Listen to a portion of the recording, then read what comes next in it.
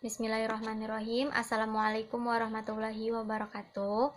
Perkenalkan, nama saya Irma Noviana dengan NIM 19066161010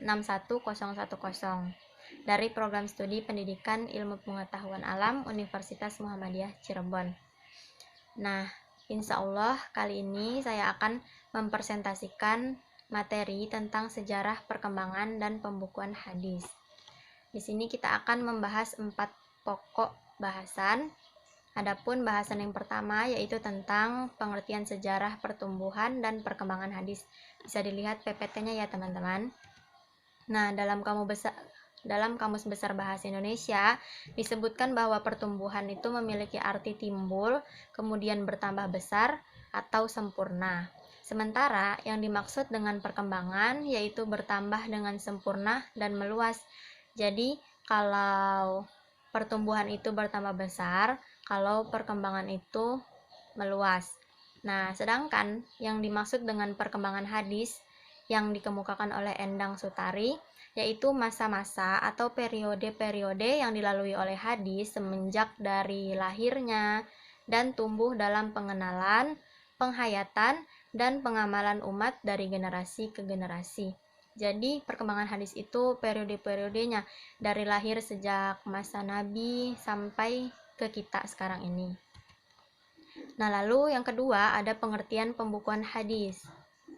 Nah, kata pembukuan itu memiliki makna yang sama dengan kata tadwin atau pengkodifikasian.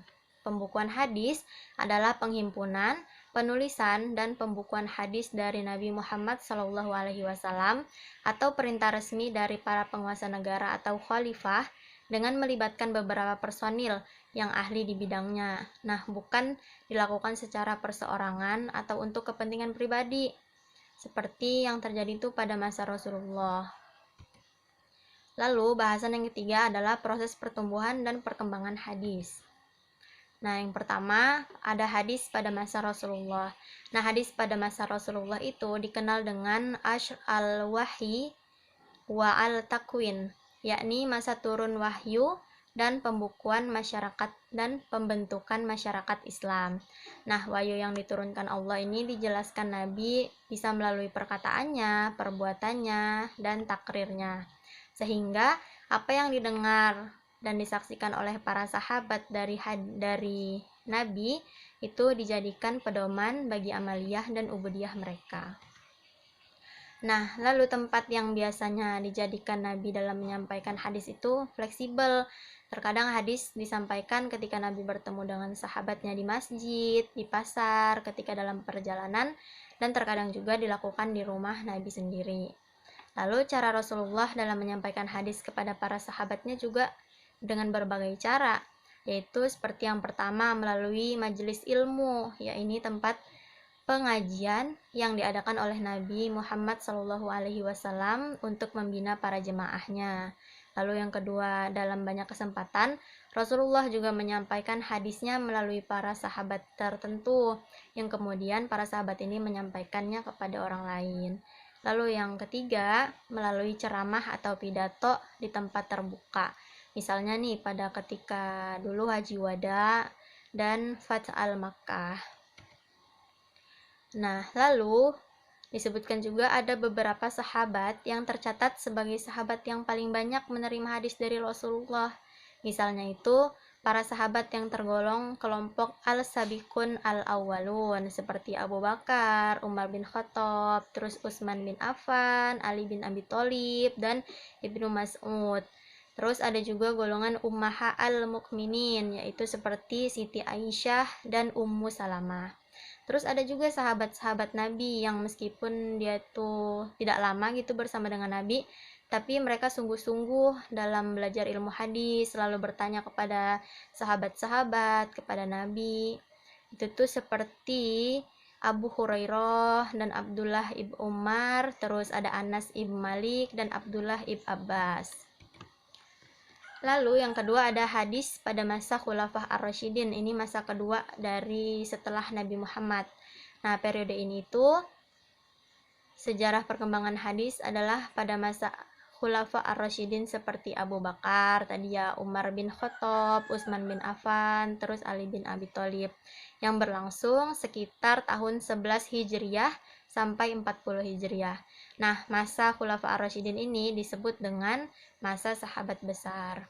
Nah, pada masa khulafa ar-rasyidin, perhatian para sahabat ini masih terfokus dalam pemeliharaan dan penyebaran Al-Qur'an.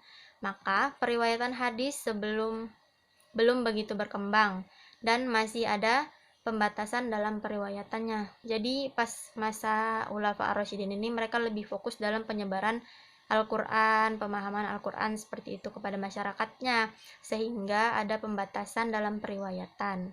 Oleh karena itu, para ulama juga beranggapan bahwa masa ini tuh biasa disebut dengan pembatasan periwayatan. Nah, lalu ini ada penjelasan tentang lebih detailnya gitu masa-masa Khulafa ar-Rasyidin. Yang pertama, hadis pada masa Khulafa ar-Rasyidin yang pertama ada dari Abu Bakar sendiri. Nah, Abu Bakar itu sangat hati-hati dalam meriwayatkan hadis, sangat berhati-hati. Nah, karena sikap kehati-hatiannya ini jadi mengakibatkan hadis yang diriwayatkan oleh Abu Bakar itu relatif sedikit gitu. Padahal Abu Bakar kan adalah sahabat Nabi yang paling dekat kan, selalu dengan Nabi gitu, tapi karena dia takut tidak ingin ada yang orang-orang yang menyalahgunakannya gitu nanti, jadi ia juga hati-hati dalam periwayatan hadis.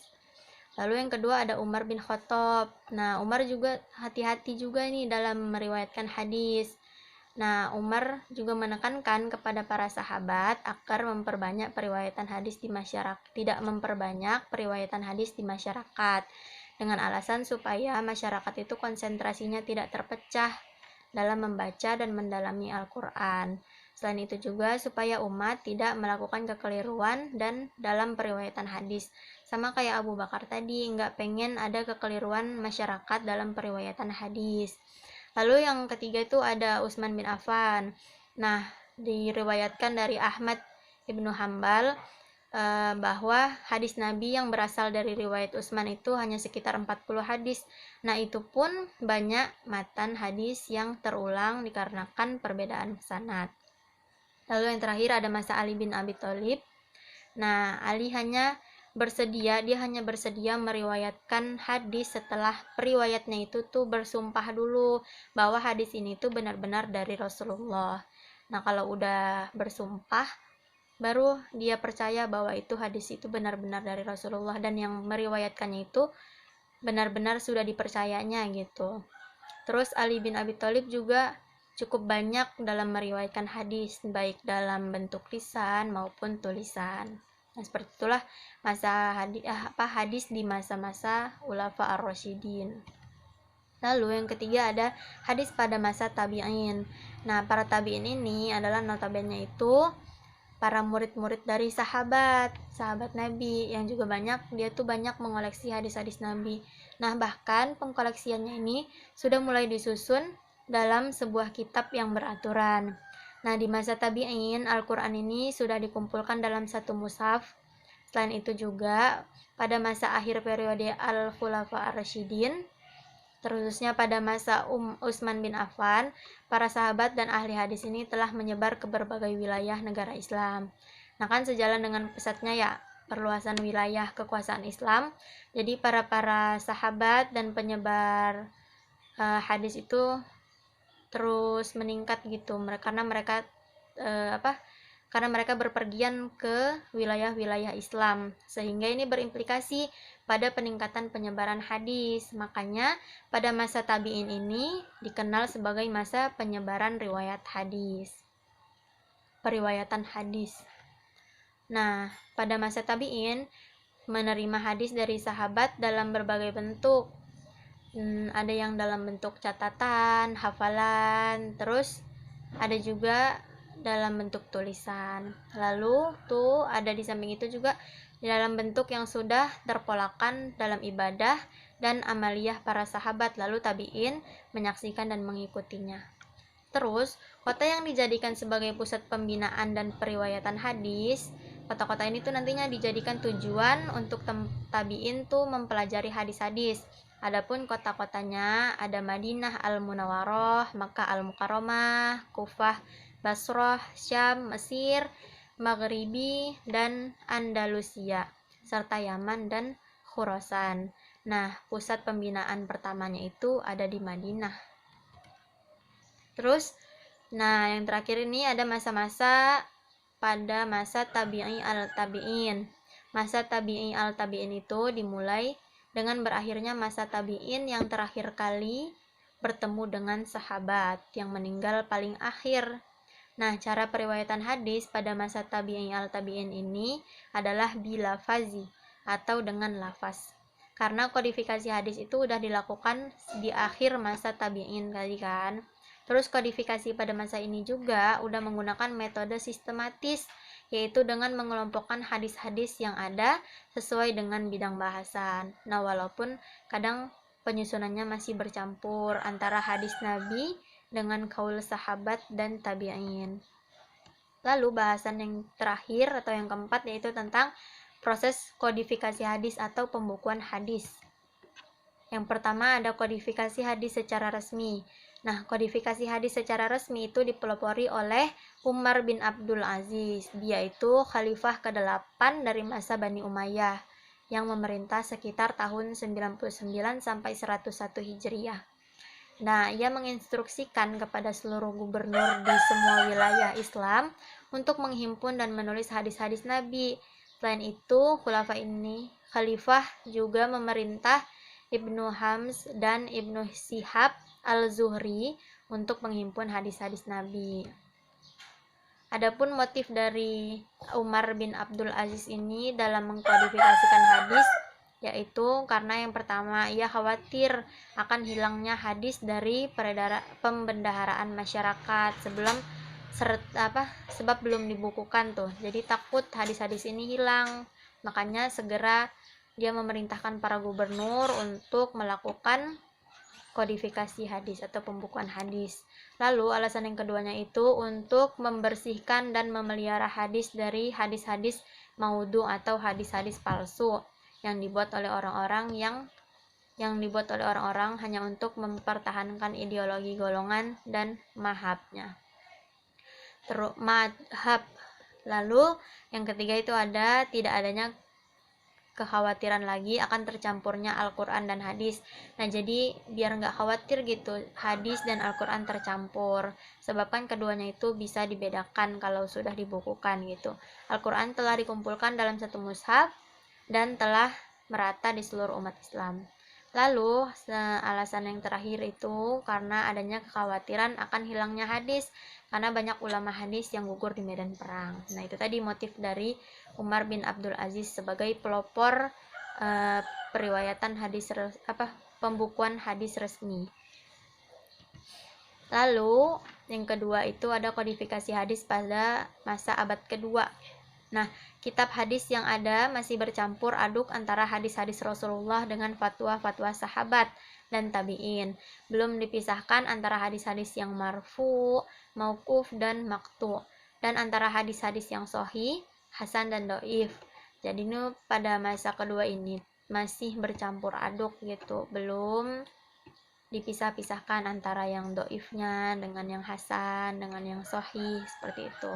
Lalu juga kitab hadis yang mashhur ada 3, yaitu yang pertama Al-Mutawa dari Imam Malik pada tahun 144 Hijriah atas anjuran Khalifah Al-Mansur. Jumlah hadisnya itu yang terkandung dalam kitab Al-Mutawa sekitar 1720 hadis. Lalu yang kedua ada Musnad Al-Syafi'i. Ini mencantumkan seluruh hadis dalam kitab Al-Um, namanya kitab Al-Um. Lalu ada juga Mukhalif Al-Hadis, karya Imam Syafi'i yang menjelaskan cara-cara menerima hadis sebagai hujjah, menjelaskan cara-cara mengkompromikan hadis-hadis yang kontradiksi satu sama lain. Lalu yang terakhir ada kodifikasi hadis pada abad ketiga. Nah, pada abad ketiga ini yang berperan adalah generasi setelah tabi'in, setelah diusahakan untuk memisahkan hadis-hadis yang sahih dari al-hadis yang tidak sahih. Nah, di abad ketiga ini baru hadis yang sahih dengan yang tidak sahih itu sudah berusaha dipisahkan atau dikelompokkan sesuai dengan kelompoknya masing-masing gitu. Yang sahih sama yang sahih, yang tidak sahih dengan yang tidak sahih, sehingga tersusunlah 3 kitab hadis. Yang pertama itu ada kitab sahih dari Sahih Bukhari dan ada Sahih Muslim. Lalu yang kedua ada kitab sunan seperti Ibnu Majah, Abu Dawud, Al-Tirmizi yang berisi hadis sahih dan hadis doif yang tidak mungkar. Lalu yang ketiga ada kitab musnad seperti Abu Ya'la Al-Humaidi Al-Madaini. Nah, itu berisi berbagai macam hadis tanpa penelitian dan penyaringan. Ini tuh hanya dijadikan bahan untuk perbandingan oleh para hadis. Nah, itu tadi tentang sejarah perkembangan hadis dan kodifikasi hadis. Jika teman-teman ada yang ingin ditanyakan, silahkan bertanya. Nanti di forum kelas boleh di WAG. Nah, terima kasih atas perhatian teman-teman. Mohon maaf atas segala kekurangan yang saya lakukan. Wabillahi taufiq wal hidayah. Wassalamualaikum warahmatullahi wabarakatuh.